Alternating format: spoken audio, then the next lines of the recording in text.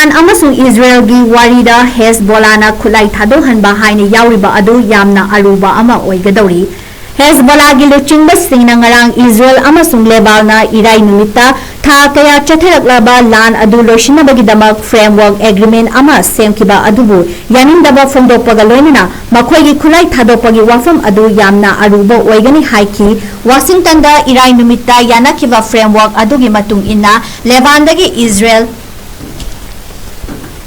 amadi Hezbollah singi Khutlai hanbagi adubu Hezbollah gi maikaidagidi Khutlai thadopagi wafam adu yamna kanna yaningdaba phongdorakli mamangda Israel amasung Hezbollah gi marakta ceasefire thamle haina cheda ikhrabasu thabakta amata pangthoktana lairi yamdrabada Leban gi mioi lising mari hena chahi asigi March thadagi Israel na satharakpa attack sing aduda sikhirubani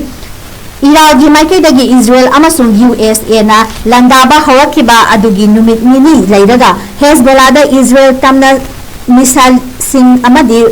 rocket kya kapsinduna Iran gi michang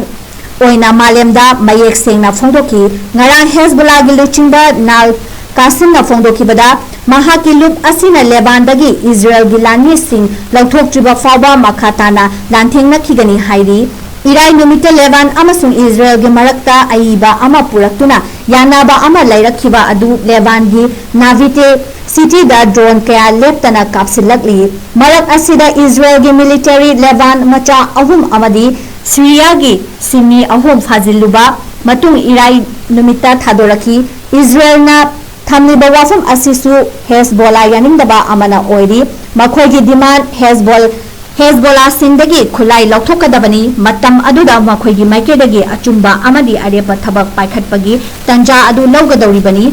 irai numita USA na negotiation oiraga Israel amasung Leban gi marakta wari sanaduna ayaba kaya purakliba adu Hezbollah gi oinadi kanaba phangbagi mami tadri